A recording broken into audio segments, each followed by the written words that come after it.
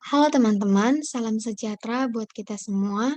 Nah, di sini saya akan menampilkan materi untuk pola bilangan,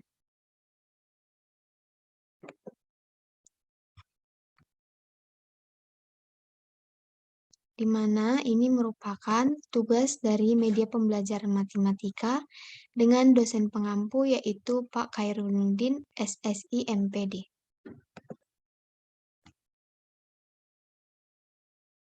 Pola bilangan untuk materi SMP. Nah, di sini perkenalkan, nama saya Miranda Agnes Saning Utagaul dengan NIM 4193111077 dari kelas PSPM E 2019, jurusan Matematika, Fakultas Matematika dan Ilmu Pengetahuan Alam.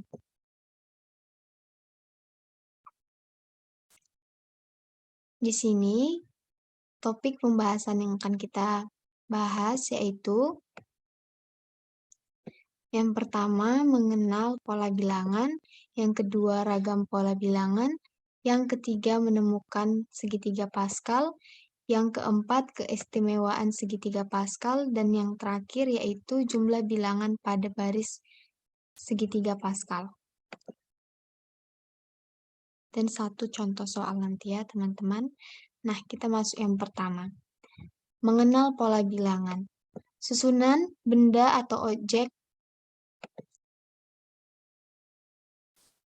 Susunan benda atau objek atau bangun geometri yang teratur dalam pembentukannya dapat membentuk pola bilangan yang menarik.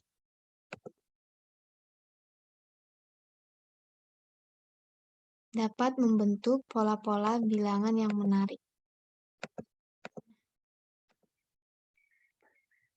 Pada gambar di samping ini menunjukkan formasi atau susunan bola biliar.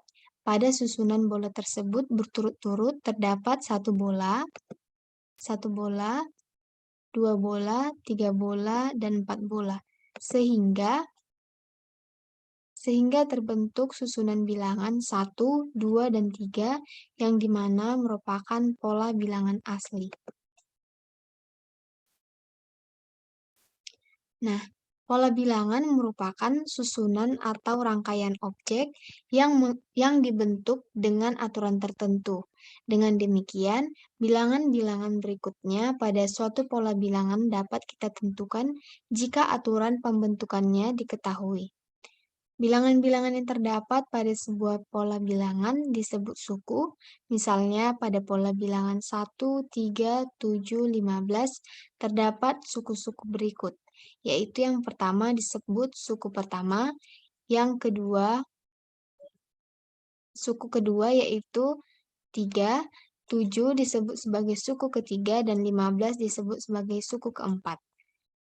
Pola bilangan adalah susunan bilangan yang pembentuknya mengikuti aturan tertentu. Setiap bilangan pada pola bilangan disebut suku yang dapat diperoleh berdasarkan aturan tertentu. Oke, baik. Yang kedua yaitu ragam pola bilangan. Yang pertama, ada pola bilangan persegi. Kita dapat melihat bahwa kotak berwarna yang berbentuk persegi kecil disusun sehingga membentuk pola persegi seperti pada gambar di bawah ini. Dari 1 kotak menjadi 4 kotak, menjadi 9 kotak, menjadi 16 kotak. Nah, perhatikan pola bilangan perseginya. Terdapat pola bilangannya yaitu 1, 4, 9, 16. Nah, berdasarkan kotak-kotaknya, jumlah kotak-kotaknya itu ya teman-teman. Nah, suku yang pertama yaitu sama dengan 2, sama dengan 1 pangkat 2. Suku yang kedua yaitu sama dengan 4, yaitu dari 2 pangkat 2. Maaf, yang suku pertama itu 1 ya teman-teman, sama dengan 1 pangkat 2. Untuk suku yang ketiga yaitu 9, berasal dari 3 pangkat 2. Untuk suku yang keempat yaitu 16, berasal dari 4 pangkat 2. Oke, kita lanjut. Nah, di sini kita akan menentukan rumus yang akan dipakai untuk pola persegi. Sebentar.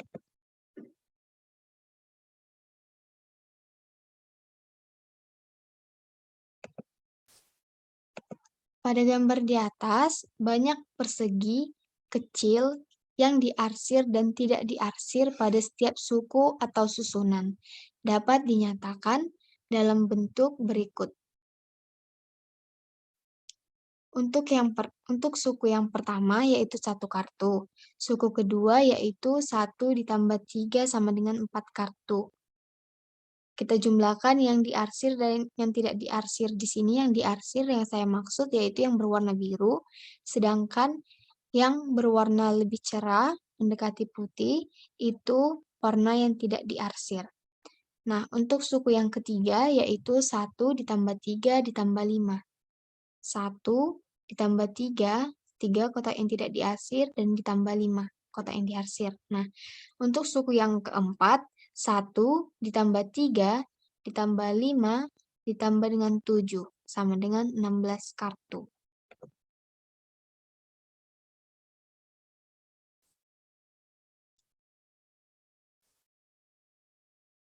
Nah, jadi kita dapat melihat tabel yang di atas ini, di mana penjumlahan bilangan ganjil. 1 sama dengan 1, di mana banyak bilangannya 1, jumlah bilangannya 1 pangkat 2. Untuk 1 tambah 3 sama dengan 4, banyak bilangannya 2, dan jumlah bilangannya menjadi 2 pangkat 2. Begitu seterusnya ya teman-teman, maka kita dapat melihat bahwa penjumlahan bilangan ganjil 1 tambah 3 tambah 5 tambah 7 sampai tambah dengan 2n kurang 1, banyak bilangannya n, dan jumlah bilangannya nanti yaitu n kuadrat.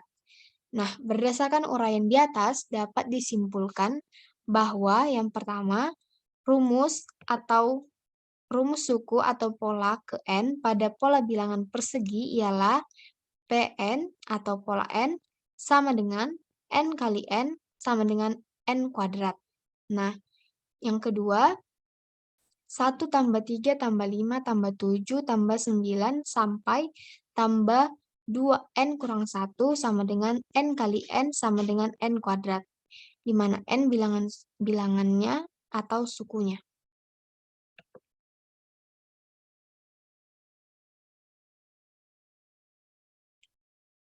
Nah, selanjutnya yaitu pola bilangan persegi panjang. Selanjutnya, pola bilangan persegi panjang. Nah, di sini rumus suku ke n pada pola bilangan persegi panjang adalah Rn atau rumus ke n sama dengan n dikali n tambah 1. Nah, yang kedua, 2 ditambah 4 ditambah 6 ditambah 8 ditambah 10 ditambah sampai dengan 2n sama dengan n kali n tambah 1, di mana n-nya bilangannya atau sukunya.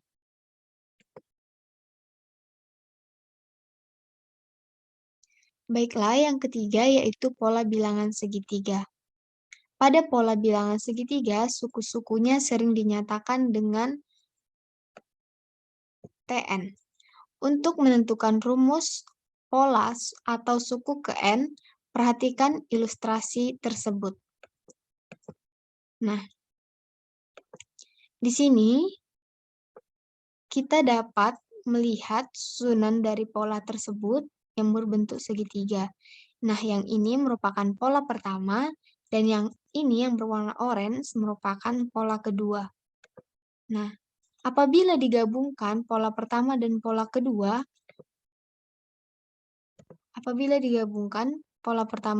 keduanya, pola bilangan segitiga sama dengan setengah dari pola bilangan persegi panjang. Nah, di sini kita dapat melihat bahwa pola bilangan 1 dan pola bilangan 2, jika digabungkan maka akan berbentuk satu buah persegi panjang. Maka dari itu, pola bilangan segitiga sama dengan setengah dari pola bilangan persegi panjang. Sehingga Rumus suku atau pola ke N pada pola bilangan segitiga adalah Tn sama dengan setengah kali N dikali N tambah 1. Di mana tadi N kali N tambah 1 merupakan pola bilangan persegi panjang. Nah, untuk yang segitiganya kita kalikan juga dengan setengah. Oke, yang selanjutnya yaitu pola bilangan segitiga Pascal. Segitiga Pascal merupakan pola bilangan segitiga dengan berbagai aplikasi yang diunggah oleh seorang matematikawan Prancis bernama Blaise Pascal pada tahun 1623 sampai 1662 melalui teori binomialnya ketika ia berusia belasan tahun. Nah, koefisien pada hasil penjabaran pemangkatan suku 2 atau binomial seperti A ditambah B dikuadratkan, A kurang B pangkat 3, A tambah B pangkat 4, A kurang B pangkat 5, dan seterusnya dapat diselesaikan dengan memanfaatkan bilangan-bilangan yang terdapat pada baris-baris dalam segitiga Pascal.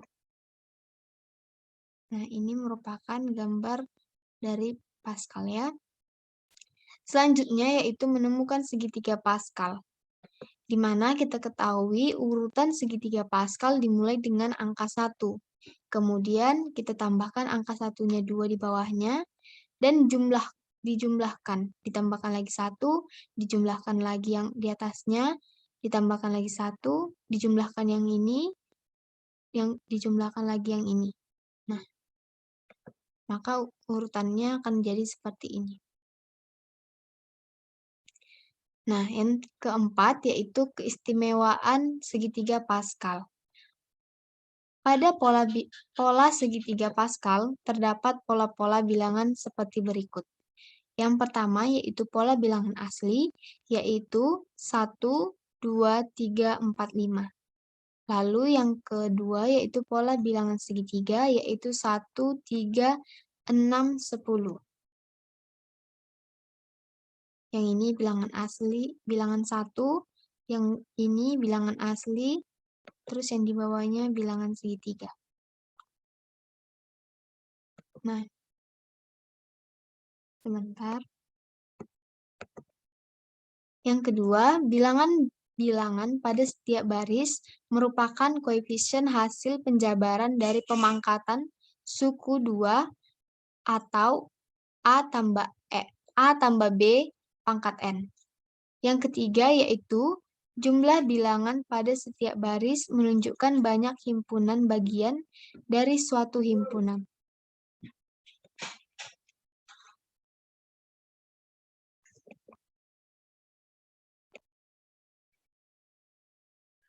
Nah, saya ulangi kembali.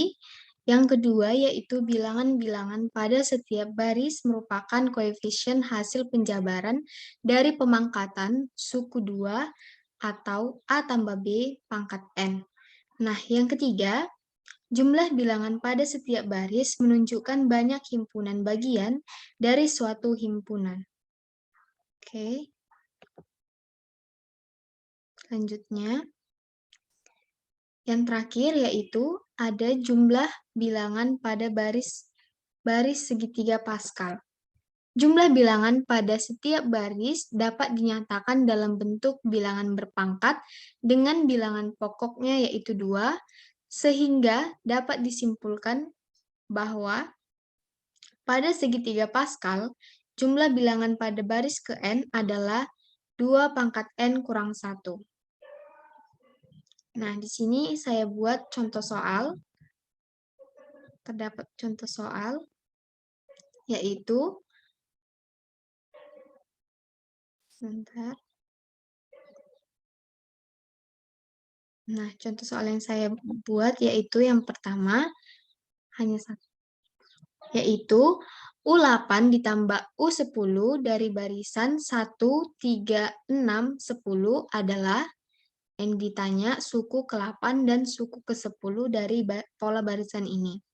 Nah, di sini dapat kita lihat bahwa 1, 3, 6, dan 10 itu termasuk pola barisan yang mana? Apakah pola barisan persegi, pola barisan persegi panjang, pola barisan segitiga, atau Pascal. Nah, di sini barisannya memiliki pola barisan segitiga. Untuk menentukan suku ke N pada pola barisan segitiga akan memakai rumus yaitu UN sama dengan N dikali N tambah 1 per 2. Kita ketahui tadi bahwa pola barisan segitiga adalah sama dengan setengah dari pola barisan persegi panjang. Nah, di sini pola barisan persegi panjang tadi kan N kali N tambah 1.